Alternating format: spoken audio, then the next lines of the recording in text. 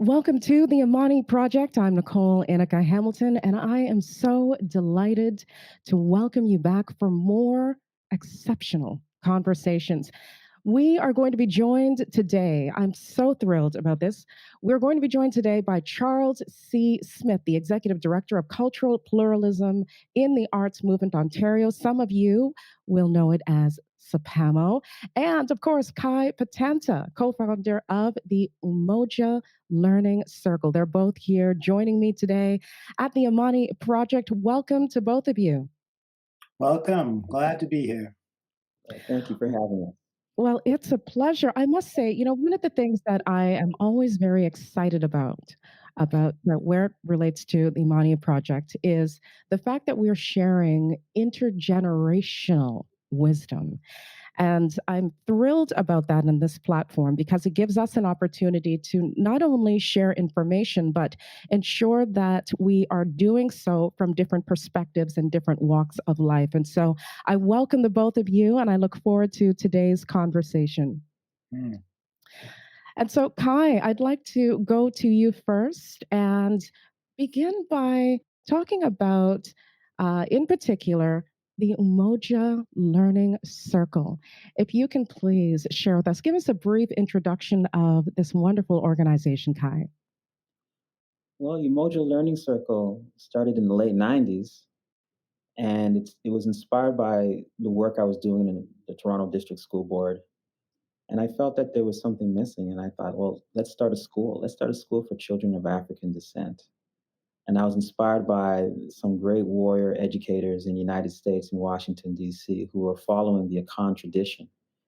And it started off with this idea, and it became what I believe to be the first independent African-centered school in Canada, and was very impactful and really set the foundation for some future schools to come on board and to begin this journey about independent education and about self-determination. And you mentioned the word impactful. Can you share with us further? If we can dig deeper, share with us further, please. In what ways has it been impactful for community? It has been impactful because we can take care of ourselves, we can educate ourselves. One of the beautiful things we did, Umoja Learning Circle, we had our own holidays, and we named our holidays after the great Black heroes in our culture. We were the prime determiners of our curriculum, of our relationship with families, with children, and we showed that we could have an institution that promoted academic excellence as well as cultural integrity. And there was so much learning that took place. And more importantly, we saw ourselves as vehicles of our ancestors. At the time, people thought we were crazy. We just straight up, we thought we were crazy because we started the school in Jane and Finch. And to start a school, and we ended up owning a building.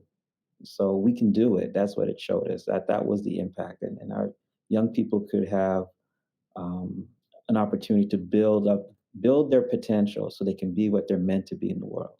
Mm.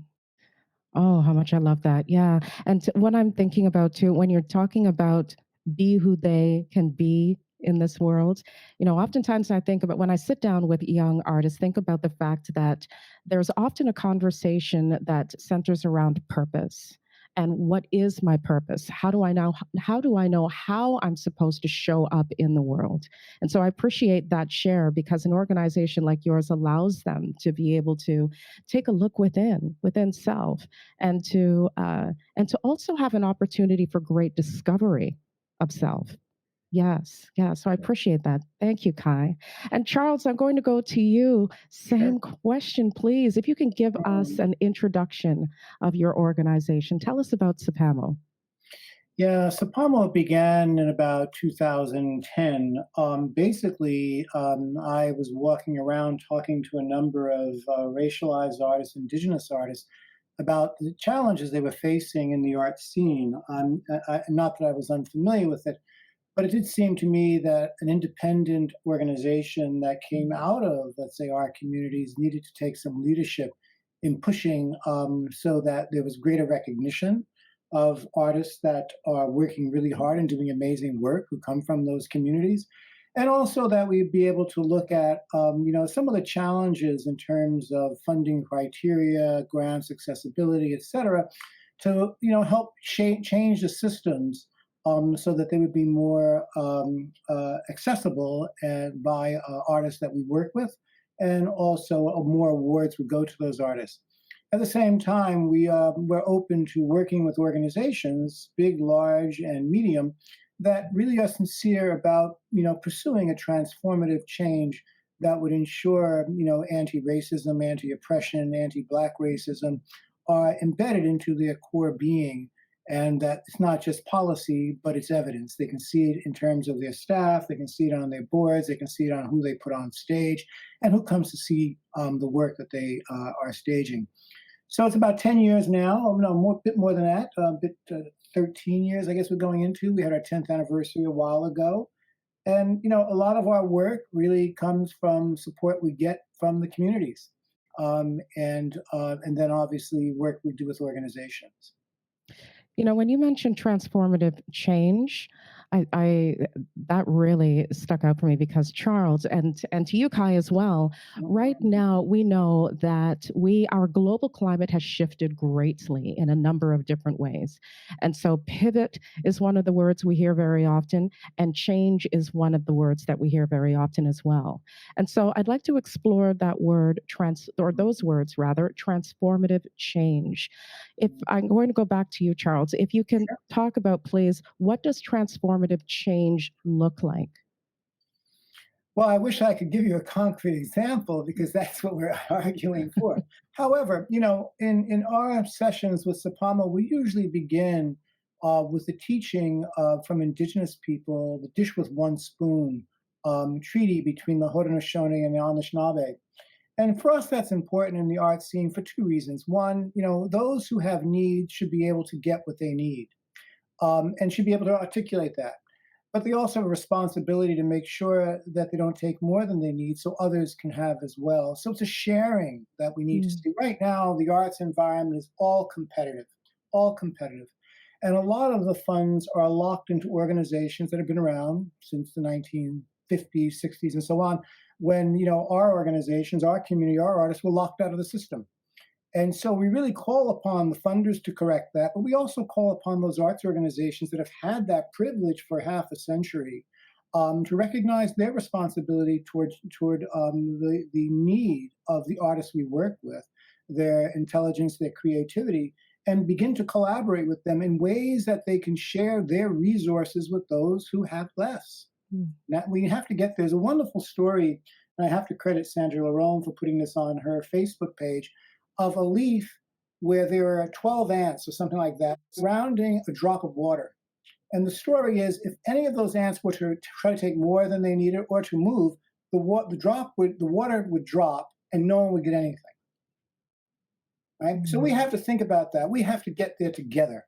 We have to stop this battle of I'm better than you are, and we have to begin to understand and appreciate each other in ways that come out of our practices and not out of Eurocentric designs or whatever someone else's standards, but out of our own. And I appreciate, I imagine Kai must see a lot of that when I listen to what he said about the notion of academic excellence within an Afrocentric cultural context. That's very different than an academic excellence within a European context. Absolutely. And what I'm finding with the both of your organizations, and I'm going to go back to the piece that you also shared, in addition to Sandra Laurent's share, is that spirit of togetherness, Charles. Yes. That spirit of togetherness. Yep. And in that spirit, I want to now go to you, Kai, because the work that both of your organizations are not only impactful, but they're extremely effective. Extremely effective. Kai, I'm curious to know, how did you get started in building your organization? You shared a little bit at the beginning, but if you can unpack just a little bit more, please, and also include what inspired the work that you're doing now. Wow, there's so much, and I just want to extend my appreciation to what Charles had just said about togetherness and appreciating each other. Where it came from was looking at what was happening to our young people in the public school system. And I had a voice that just kept saying, you can do something different and you can do something more. And that moved me to have this idea that we can have a school. And it's not a crazy thing to do. We can have a school for our children, but it's grounded in our cultural principles. And our cultural principles is always about family, it's about community, it's about love, it's about caring. And if we were able to create that environment, we were going to be successful. The big challenge, I think, was taking what inspired me in the United States and bringing it here. And the funny story was, I had about 10 parents that were committed, and the night before, 8 of them canceled. So the school started with me and 2 children. But it was beautiful because then our other co-founder came to Far Eye, and we built this institution, but it was an institution that was grounded in love and caring and sharing. And it was inspiration to the children to see that they had adults that were committed to these principles. And we built a family type of environment. And it was a lot of challenges, a lot of financial sacrifice, a lot of commitment that required us to give up maybe some of the niceties that we could have enjoyed had we maybe followed a different path. But it was, an experience that, you know, opened the doors for other schools. Not most people in Toronto don't realize that when UMOJA Learning Circle had opened, and then when it transitioned, it was the inspiration for at least 2 other independent African-centered schools. And most people don't realize that at one point in time in Toronto, there were 3 independent African-centered schools, all connected to each other. And I think it's important for folks to know. I think it's so important for folks to know.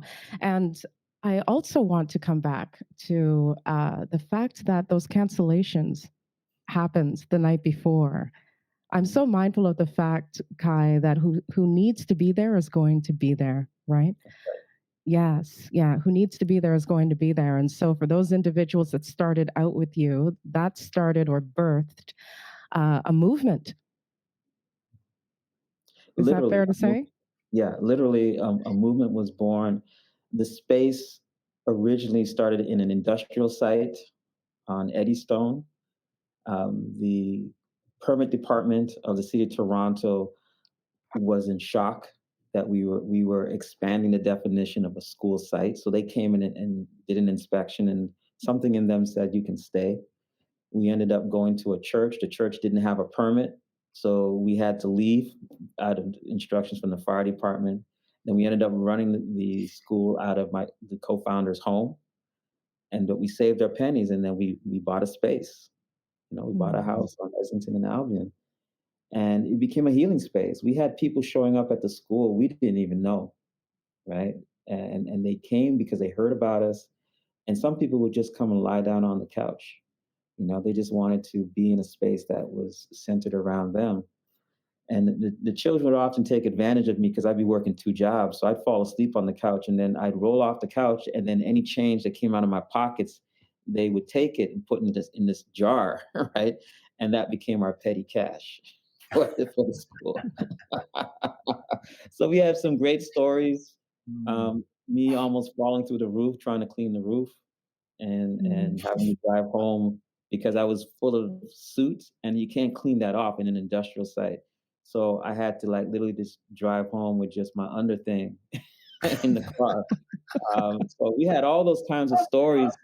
Uh, it was just amazing, and we enjoyed the struggle. And maybe that's if I can say anything that was amazing, was we didn't feel it was a struggle. We were so appreciative of coming together, and all the things that maybe people might look at as adversity, we just embraced it because it was just a wonderful experience to be in it together. But I mean, we have so many stories. A lot of me pushing my car in front of the school, and the students thinking that I'm some sort of superhero because I was pushing my car ran out of gas, man. Like we just run out of gas, and I was pushing it in front of them. And then there was this story that they believed that I would leave the school and I'd be going out and maybe doing some sort of superhero activity, and I'd come back to the school because they saw me pushing the car. They didn't know it was a 3-cylinder, little lawnmower type of car, right? Anyone could have pushed that car up the road. So it was great times. I always look back with great fondness. It shaped me Yes. Yeah. spiritually. Look back and I realized I didn't know what I was doing, Mm. and I still don't really fully understand all that we were destined to be, but we knew that we were fulfilling a great purpose. Yes, indeed. Yes, indeed. You're fulfilling a great purpose. And I want to come back to what I was sharing earlier with regards to the fact that it's good for us to know. I really appreciate the fact that you were talking about how the circle has actually inspired other organizations. And I think that's important for us to know, especially given the fact that archiving historical context. There's so much information that we have lost in our history. And so sharing that, I think, is essential, Kai, for us to know that the Umoja Learning Circle inspired, literally, other organizations that ended up birthing great works as well. Yes, yes, indeed. Yes. So I want to come to you as well, Charles. How did you get started in building CPAMO? What inspired your work? You also shared a little bit at the top Mhm. of our time together today, but if you can please share a little further. Sure. As I was saying earlier, I kind of left working in bureaucracies, and largely because my kids were grown up, and I'm an artist at heart, and I wanted to get back into working in the arts.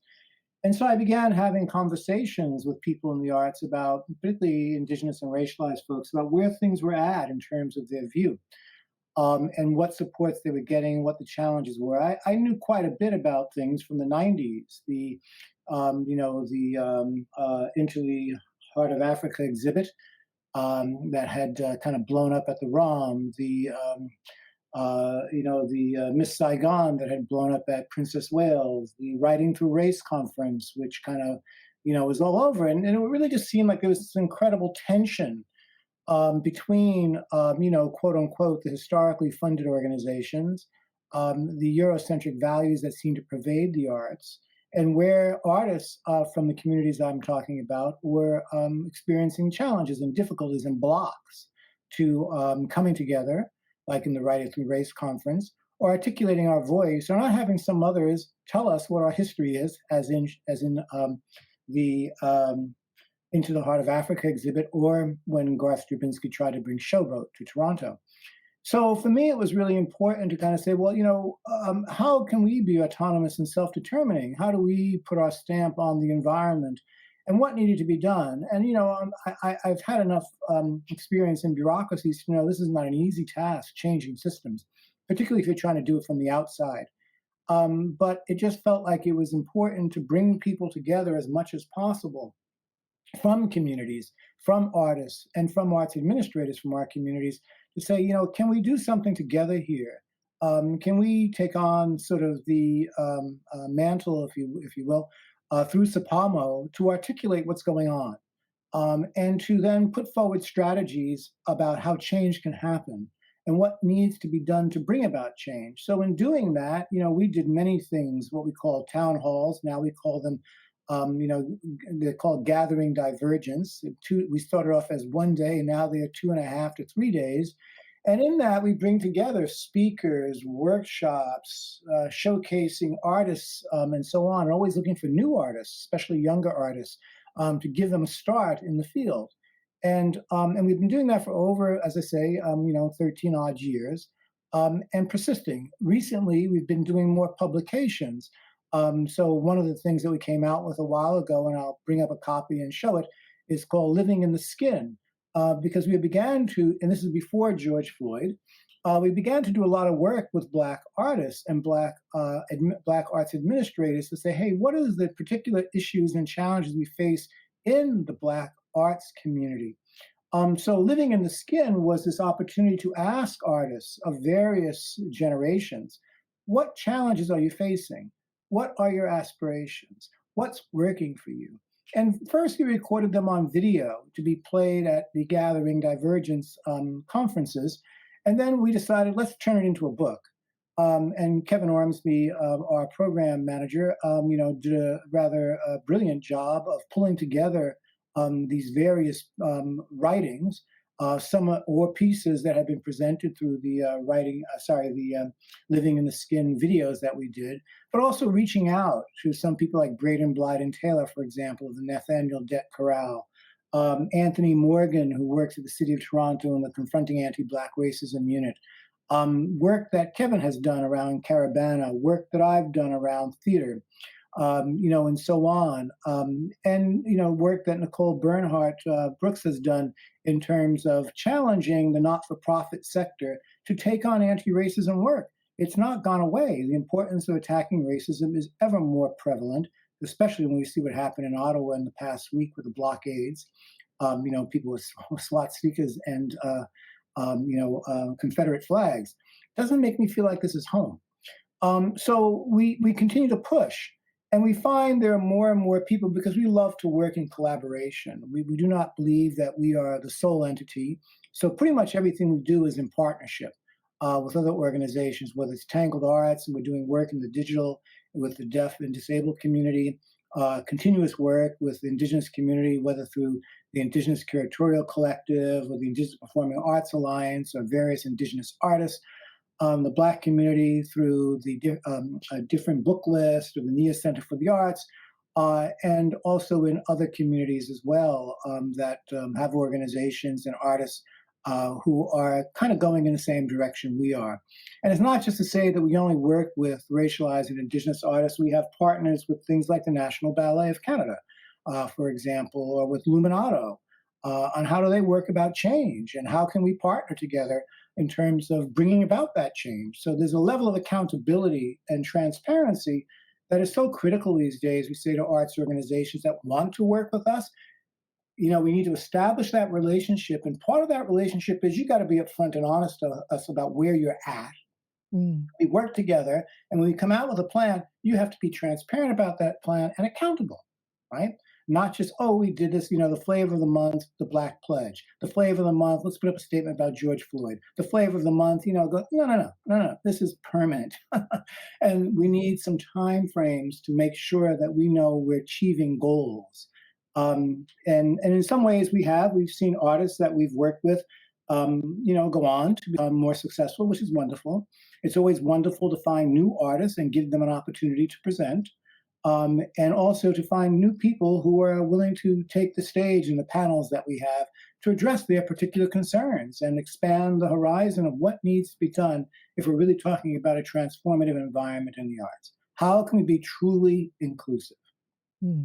Absolutely, Charles. And I want to come to something that you said with regards to partnership and collaboration. Brilliant, Charles. Thank you for those shares. Brilliant. Partnership and collaboration, and in particular, I'm going to move to the thought of what support looks like, because with the type of transformative work that you are doing, the impactful work that UMOJA Learning Circle is doing, that requires, I'm quite sure, and being very much aware of the work that both of your organizations do, a team. And so when you look back at the beginnings of your organization, what support did you need in order to get started? Prior to sharing, I just want to preface that by saying I remember when I first started my organization and thinking about the fact that I was the administrative assistant, I was the marketing assistant, the accountant, the director. I had to hold a number of these titles in order to get things off the ground. And we often hear the fact that organizations that commence within 2 years sometimes end up falling out because of the fact that they don't have the support, the guidance, et cetera, that is needed. And so coming back to either of you, if you can share, please, to start, what support did you need in order to get the organization started so that it could start to thrive and do the work that it needed to? Actually, Kai, if I can start with you, please. What type of support was needed? We needed everything and anything. You want to start a school, and what I left out in that previous story is when those 8 parents canceled, and I told my part-time instructors that, we're not going to have the number of children, but I'd like to go ahead. They quit. Okay, they quit. They said, they looked around and said, you ain't got no money.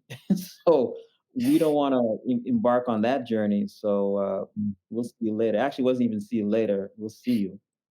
Mm. Support. The support is first and foremost comes from the spirit, right? So you have to understand that we've come back not to follow the traditional pathway of how much credit and what kind of loans can I get. We've overlooked the power of the spirit, and through the power of the spirit we can attract what we need in terms of resources, and that was a tremendous lesson for us to understand that we had to rely on the power of the spirit, and when that happened, the resources came, people came.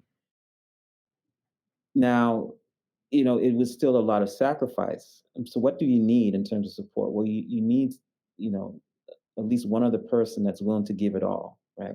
What are you willing to give up to do this type of institution building? And we were, you know, using poems and children reciting nation building type of poems.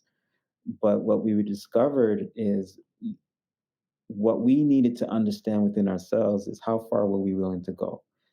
And straight up, if people want to talk about building institutions, I'm sure Charles has been around a while. What impact does it have on your family? What is your family willing to give up to do this? When I've been a part of different schools, and sometimes the schools ran out of our home, it was hard on the children. The children had to share their space, and in terms of even mate relationships, what does that mean when these institution building visions become so intensive and you're literally putting in 13 hours a day because it becomes all consuming? So support becomes a unified understanding by everybody involved that we all have to give. It can't fall on anyone's shoulder. And when you look at African centered schools in the United States and their cycle, it starts off with a group of people coming together, the children get older, but there's never been enough time because of being in survival mode all the time to build that group that will come and carry it on. So while there's been some successful institutions, many of them started off like us. They started strong, a handful of people, a lot of giving, but then the children got older and the needs changed, and there wasn't really the time to build that infrastructure to support growth and continued development. Yes. So we didn't get, members of the community came back to us after we transitioned and said, "We're sorry we didn't support you." They came back and apologized. So we could have used some more support. We used up our microcredit, so we used up our credit cards, lines of credit, loans and stuff to keep it going. But we ended up getting a space. But it's hard to carry it on the shoulders of a couple people, and that's what happened. And some families stuck by us, but also family circumstances were challenged too. So not everyone could pay the low fees, right? So not in UMOJA Learning Circle, but in the second school that I had started, I mean, I'd go like a couple months without any compensation and still be expected to show up and teach a multi-age classroom and to give my best and to also hold myself to that standard of teaching. And over time, it's not sustainable, right? It's not sustainable in the long run. And we didn't really understand we were nation building. I think if we knew we were nation building, then we would have really done some things like archiving our experiences. We could have spent some more time looking at building our resources, doing some creative entrepreneurial things. And we were entrepreneurial, like we did a lot of great things, but they were very small scale, and we were content to survive. Right? Every day we made it, we thought, wow, we're still here. Looking back, hindsight's always 2020. We could have been more planful around it. But we were always inspired by the day-to-day miracles of what the children were doing. So we never thought about the future. We were just always taken up with the blessings, and we discovered how important art was. Art was the primary vehicle that we realized that could teach complex cultural concepts as well as academics. And we were reaching young people that were pulled out of public schools, and they came to our space. And it really inspired creativity. And art became not even art, it became a way of being in the space. And I remember our first production, Rasta Stiltskin was the name of the production. Rasta Stiltskin. And it was hilarious. But it was beautiful because we could transform anything, right? And some of the lines are classic, that came out of that production. But it was also the children getting ready to perform, and children having stage fright and not wanting to come on, to perform and not on stage and crying. But we did it, and that always moved us. We were always enjoying the amazing moments, right? And so we never really looked at the support we didn't have. We had enough, and we were okay with that. But if I were to do it again, certainly I would take a different approach, I would say. Yes, I feel like it's always easy for us to do that, right? 20 years later, 30 years later, 40 years later, to say, what I would have done, when I look back. And by the way, Rasta Stiltskin, that word is going to stay with me, I think, for the rest of the day. I need to wrap my mind. Yeah, that's gonna stay with me, I think, the rest of the day. The scope of sacrifice really stands out for me in that share, Kai, the scope of sacrifice. And in particular, not just the sacrifice on those who are building the organization, those who co-founded the organization, but also the families, your own families, those individuals that are trying to also be a part of the supportive network. And so the scope of sacrifice is that resonates with me. And before I go to Charles, you mentioned spirit, that we forget about that. Can can you share a little bit more, because I'm curious, when you say spirit, I'm wondering, are you talking about spiritual gifts? Are you talking about spirituality? What do you mean by spirit? What are we forgetting here when it comes to spirit? It's everything you just said. It's spirituality, it's spirit. We come, even if we don't have the name for spirit, there is an innate gifts that exist within us. There's powers that exist within us. And the purpose of our earth experience is to create the opportunities for those to come forward. What greater opportunity to grow and to develop one's inner powers than to try and build an independent African centered school, or to do the great work that Charles is doing. Uh, these are the gifts that have been passed down to us by our ancestors, and we've come back to live differently. We've come back regardless of whatever we call our approach to connecting with, the source of all things, or whatever people call their approach to maybe religion, which actually the root word is to tie you back to the source. We've come back to live differently as a people. We've come back to take that hard road. And that hard road is not necessarily a hard road. It's the road of mastery, self-mastery, and it comes from being connected to our past, to great achievements of the past, to build a better future. Because when we embrace that responsibility, then we're going to grow, but the world's going to grow from us. That's why we're here. The world is to learn from us, and so our path is different. So it's not going to be having that line of credit. It's not going to be the perfect credit score. It's, can you create something from nothing? And that's what UMOJA Learning Circle was about. We took an idea from the nothingness, and then we created. That's the ultimate artistry, was for us to understand that. Yes. I'm glad that you unpacked that, because my mind went in a few different directions, because I was thinking about something a spiritual leader had shared with me many, many years ago, which was to really focus on spirit, to focus on spirit. To focus on spirit is life, he'd said. To focus on spirit is life. The opposite is death. To focus on the flesh is death. That's biblical. And I'm very aware as we journey forward how important it is to think about what you just said, Kai, to really think about that is within us as we grow, build, and support organizations such as yours and CPAMO. So thank you for that. Thank you. Spirit led. I want to go to you, Charles. Any thoughts on what Kai has shared in particular and as it relates to support for CPAMO, and perhaps if you can then segue into roadblocks, any roadblocks that you faced along the way with CPAMO? Well, first I have to comment about Rostastilskin. It sort of reminded me one of Richard Pryor's early comedy pieces was Rumpelstiltskin. And I remember Ed Sullivan, he'd get up, my name is Rumpelstiltskin, I'm a meanie. You know?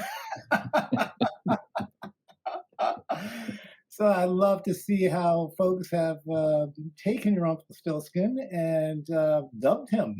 I mean, wonderful. Yeah. I mean, wonderful.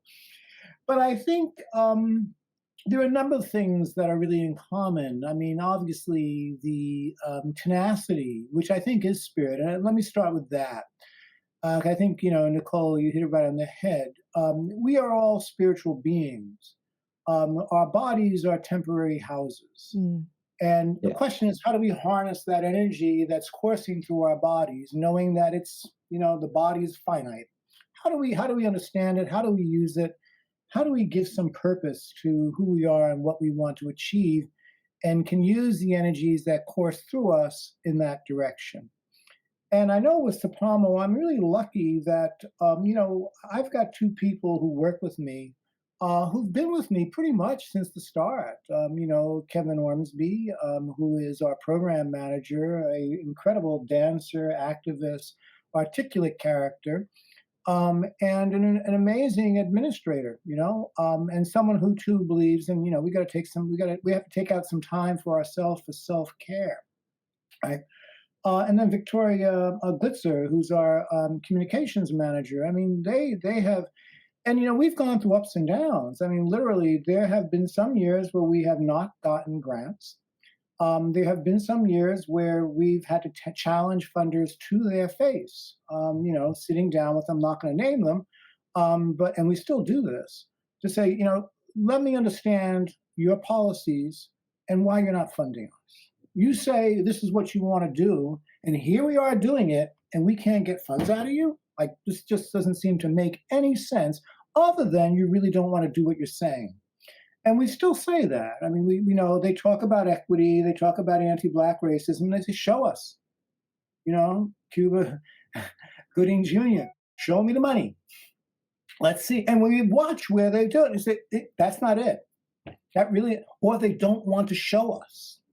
Right? They don't want, because they know it's embarrassing. They know it's embarrassing, and they know it's immoral. They know it's immoral. And actually, we've called one funder out using a Martin Luther King Jr. expression that says, not only are you harming the future, and this should be illegal, it is also immoral. You know this is wrong. You know this is wrong, and yet you continue to do it. And we have to say that, whether we say it diplomatically or we say it in anger, because really we're losing generations. I mean, Martin Luther King said that a half a century ago, right? How many Black arts organizations have we seen come and go? When I came to Toronto, I was very involved with Black Theatre Canada, gone. I set up the Black Perspectives Cultural Program in Regent Park, gone. The Collective of Black Artists, after 25 years, pretty much, I would like to say, in hibernation, but not as active as they used to be, right? And so what's happening here? I know with our organization, we have one operating grant. It's not enough to pay 3 staff people. No. We got rejected for a major operating grant, and we let the funder know. How could you possibly do this when this is what you say your criteria is? Who was on your jury? Well, we told you those people would not support what we're doing. And if you're relying on them to deny funding, then you got to really, really rethink who's on your juries, what education they have, et cetera. How do we understand what it is we're doing? Or if they feel that what we're doing is challenging them, then they shouldn't be on the jury because they're protecting themselves. We've said to funders, equity, and this is defined by now Supreme Court Justice Rosalie Gabella, is not a matter if you get new money, then, give the new money to new people. It's about redistributive justice. This is about justice we're talking about. These systems have blocked us for a long time, through the Massey Commission on up to the present day. And during that time, they have fed these other organizations, which have over 50, 60 years of accumulating funding, of establishing their boards of directors, of establishing their programs and services, of establishing their members, and through that, establishing their political connections. And each year, increasing their budgets. Yes. Yes. Right? And there we are on the sidelines. And so now you say you want to understand what it means. It means equality of outcomes. And no one is willing to put that on the map. Say by 2030 or whatever, Black organizations will be here, or that Asian organizations will be here, or Indigenous. No, they establish a program, Black Arts, $300,000, right? Really. Or they establish an Indigenous program at Canada Council. And, we wonder what funds, or they, in literature, they establish a spoken word category. And you look at the comparison of funding in spoken word versus what's in literature. So until these things, and because of that, not many funders are happy when we want to have a conversation with them, because they know what we're going to say. Where are you? We know you're not there. You're not showing anything about being there. And we're one of the organizations that are suffering. And we're willing to take the hit if you won't fund us, because and it has happened. There was a funder we sat with a couple of years back that basically invited us to give them a proposal. We did, and we costed it out. They sent it out to externals to review. They wouldn't tell us for a long time who the externals were, and they wouldn't share the thoughts with us that the externals had given, but they denied us the funding. We met with them. We let them have it. The next 2 years, we didn't get funding from that funding body. So fine, we'll figure out another way to do it. And a lot of that comes, because, as I say, the spirit that courses through me, my whole family were advocates, lawyers, teachers, you name it, community organizers. That's just who we are. I grew up with this. It's just part of my blood, and it's part of my spirit. And I know that Kevin, as well, has that. However, at the same time, it just can't be us three. So one of the things we've done is we've said to people who share our values and our vision, sometimes we need help here and there with projects. Can you come on as a program associate?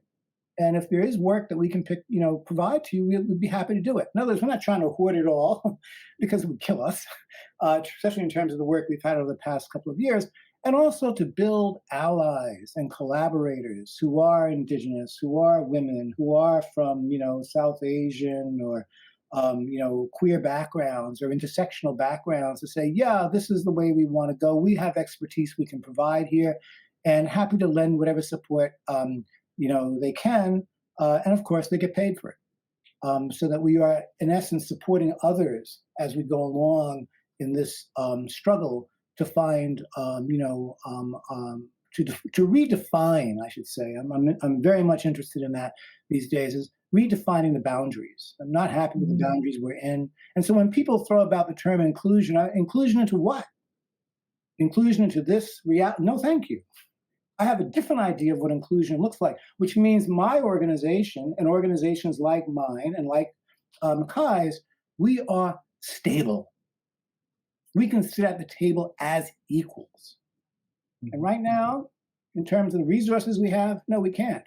In terms of the capacities we have, we are far ahead. In terms of the commitment we have, we are far ahead. In terms of the spirit and the vision we lend to this, we are far ahead. But the resources, they lag far behind. And that's our battle. That's our battle. Thank you, Charles. I'm wow, power. And I'm mindful of those organizations that you mentioned earlier, all of them, and the great work that they have done in our community. And also mindful of equality of outcomes and justice. equality of outcomes and justice. And Kai, I want to go to you because I'm wondering, I heard you and was watching as you were listening to Charles share equality of outcomes, justice. Charles also mentioned allies, which I wish we had more time to be able to dig into today as well. Kai, your thoughts on Charles's share, and in particular, if you can also perhaps maybe go into the equality of outcomes and also justice. Does any of that resonate for you as you were listening to Charles share with regards to CPAMO? You can talk to us more, please. There's so much that resonated with what Charles had said. I really appreciate Charles and the organization, CPAMO, really having that voice to call, whether it's calling funders out or calling them in. It's not being afraid to speak the truth and to hold them to account. And I really took that to heart in terms of that work. And I'm not sure how many people are doing it, but to have the courage and to know that it will be, it could lead to some sacrifice, meaning that you won't get funding, but you still will stand by your principles and what's important. I also appreciate what Charles was saying. What is defining inclusion? And we sometimes get caught up in this work, in these terms, diversity, equity, and inclusion.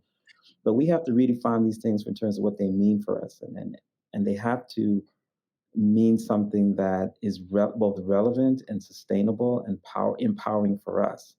And we sometimes are going to, these tables with the game, they're playing hockey and we're coming playing tennis.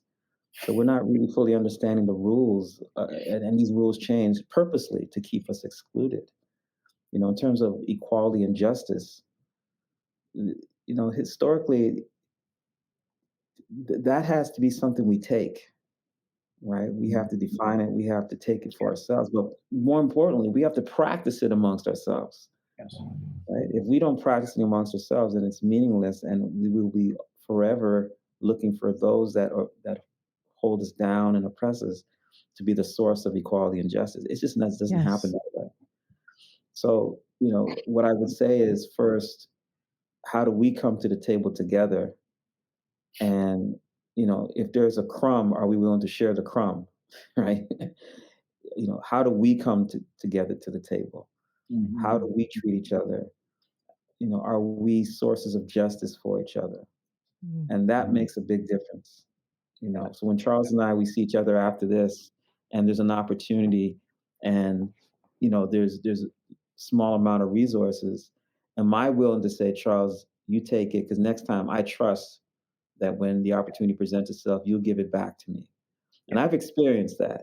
There's someone here who's backstage that has been a great example of that. And if we can do that, then we'll grow and we'll thrive. And we'll set the example.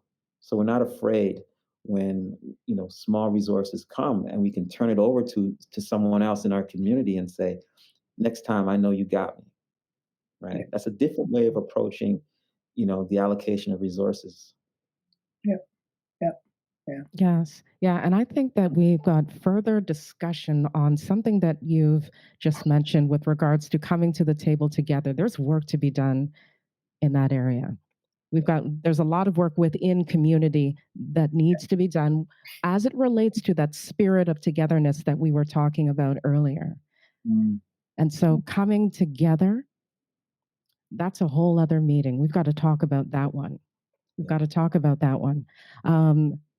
I want to explore it further with the both of you when there's time after this meeting, because there is a lot that needs to be said where it relates to us being together. We're asking so much of those outside of us that we also need to think about what are we doing among us as well. Yes. Definitely. Yeah. We need to stop the lateral stuff that happens between us and be a lot more understanding and collaborative between, amongst ourselves. A quick example, one of our events happened at a certain time during the year, and we were pretty comfortable with it. new organization came along and they wanted to use that time. And at first I said, "Oh man, really? We've been doing this for a couple of years." But then realized they're a new organization. We could move easily compared to what they could do, so we moved. Yeah. That's fine. You got those days. No worries. We'll just go earlier. And we work together now in supporting each other's activities. My mind is blown right now because there's so much that I want to say, and I'm so very much aware of the fact that we're about to wrap up. But I have to say this with regards to what you've just said. I do think that in speaking with other artists and speaking with other humans, when we're talking about community, that at times what we've deciphered, what we've realized is that we've forgotten ourselves. We've forgotten ourselves as we're traveling along in these earth suits.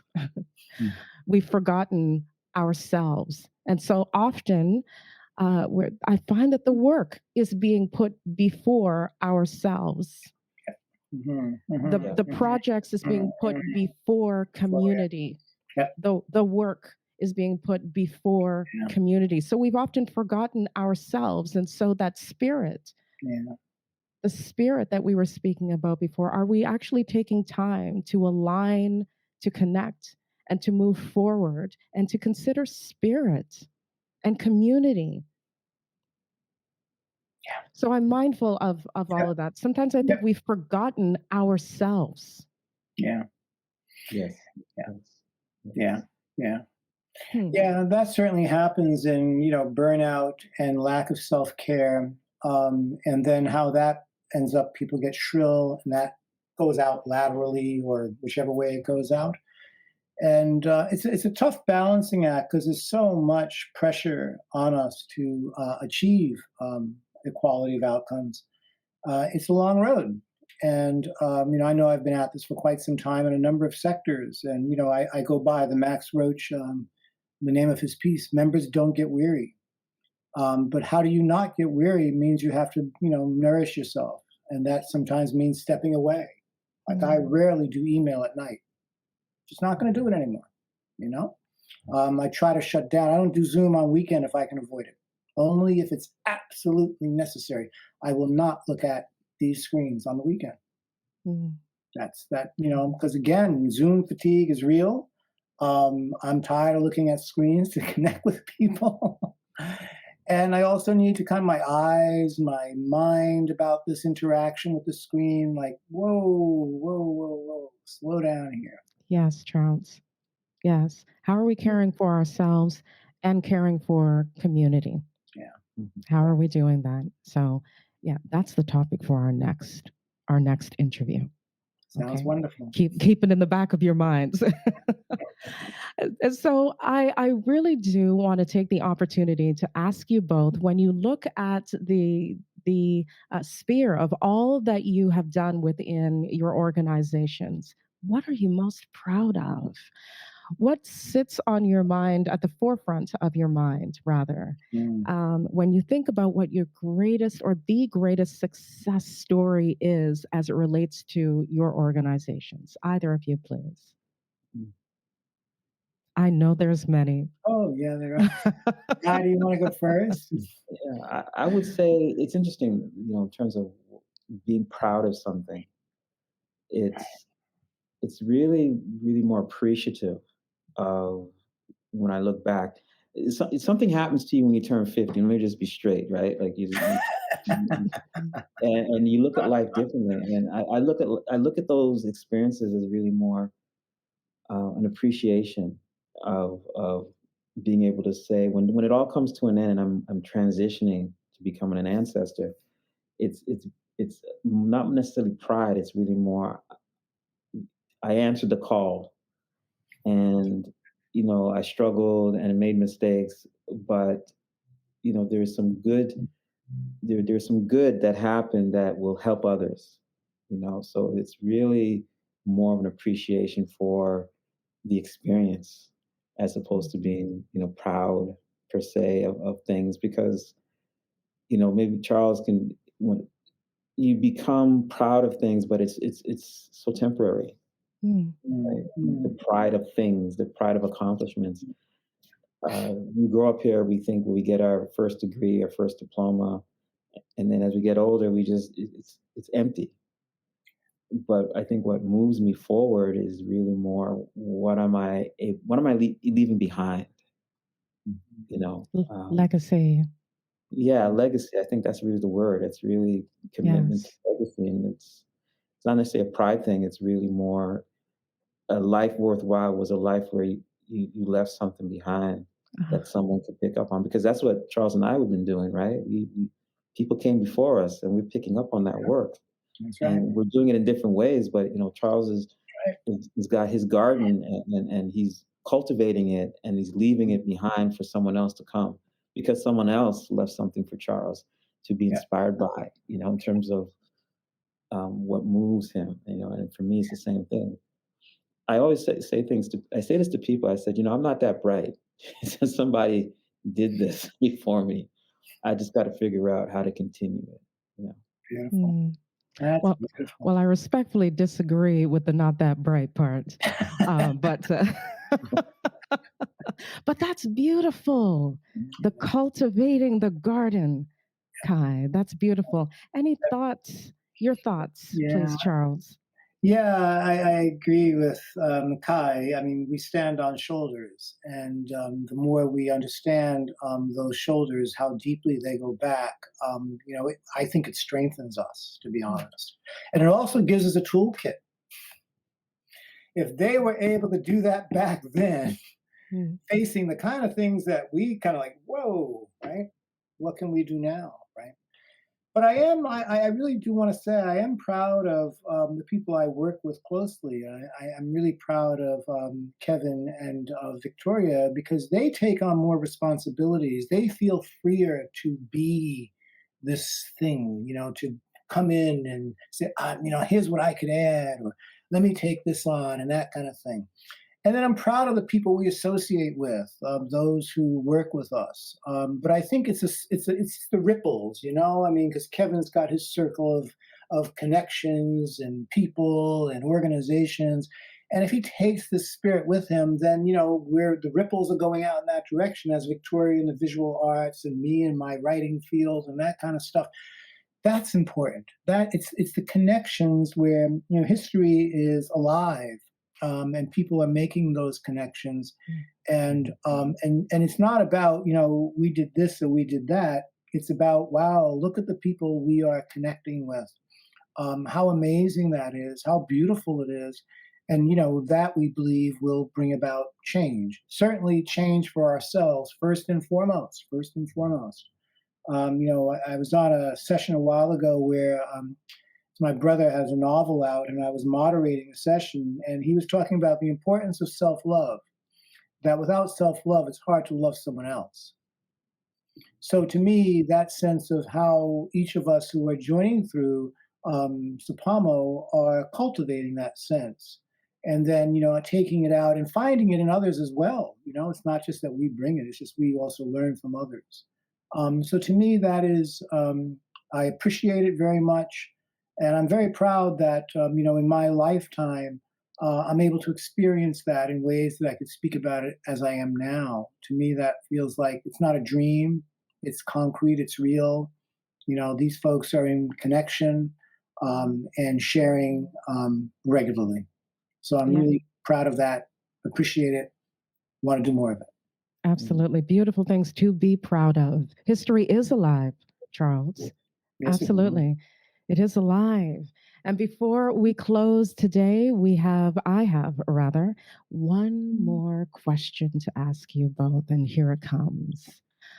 When you think about your toolkits, I'm going to use Charles's word, you think about your toolkits and those shoulders that Charles spoke of, and now what those shoulders have taught you, and now what you are about to give others, what are those words of wisdom that you would share for either of you? Words of wisdom that you would share with other arts organizations, with educational ventures, individuals who are wishing to grow their own um, grow their own pathway and to do perhaps maybe even similar work. Any words of wisdom that you both would share? Well, I would say everything you need is within. So maybe the most challenging thing is to learning to be still, to tap into, that infinite component within us, that infinite aspect of who we are within us. And when we can do that, then we can pull those things that we need in life. And it's a lot of work because we're all, when you're trying to make things happen, it's go, go, go. But one of the things I've learned is to take that time to be still and to be able to see things a lot more clearly, to see things in a more holistic sense, and to tap into that source of the energy, the power to make things happen. And just learning to be still and to have that peace that will help tap into the wisdom for us to know what we need to do. Yes, Kai. I think some of the greatest lessons that I've learned about myself are in those moments of stillness. Yeah. So I appreciate that so greatly. Thank you, Kai. Charles, words of wisdom. Well, I agree with Kai on that notion of self-reflection. And I use an example a lot for myself and then for others of Nelson Mandela. I mean, a man who'd been in solitary confinement for 28 years and didn't come out a raving, didn't sort of say, let's wipe all white bodies into the ocean in a bloodbath, and yet was able to stand principled in pushing to move South Africa in a direction in which it would be led by its Black population. Not while being diplomatic, not giving up an inch, and making it really clear in those conversations that around the transition of power that this will be done in a way that is democratic, fair, and obviously inclusive of the ostracized Black population of the country. It's that fierceness and clarity which are always important for me, and how to nurture that inside oneself. And that means a lot of self-reflection. How do you phrase things? If we're all going to get there together, then we have to think of the people we are challenging. How do they get there with us? What do they have to hear? What do they have to do? What do we have to tell them to get there? And how do we tell them? Right? Now, those are all important things for me. Yes, yes, and yes. Asking the why. Mm-hmm. Taking time to ask the why. Beautifully said, Charles. Beautifully said. And so, to the both of you, I want to thank you. Thank you so much for making history with me today. We are making history just by having this conversation that's going to be archived now for future generations to take an opportunity to listen to this exchange. So thank you for making history with me here on the AMANI Project. I appreciate you both so much. Thank you for joining me. Thank you for having me here. And Kai, great to meet you. Great to meet you, Charles, and thank you for the honor of the invitation. I thoroughly enjoyed this conversation. As did I. Thank you both. Thank you to all of you for joining us here on the AMANI Project. Let me ask you something. How are you cultivating your garden? Are you taking time for self-reflection? I really appreciate these conversations and just how much we get an opportunity to not only explore, but to discover community and ourselves. And so thank you again for joining us. Stay with us. We have more conversations that are going to be coming up right here on the AMANI Project. I'm Nicole Inica Hamilton, and I look so forward to seeing you again very soon.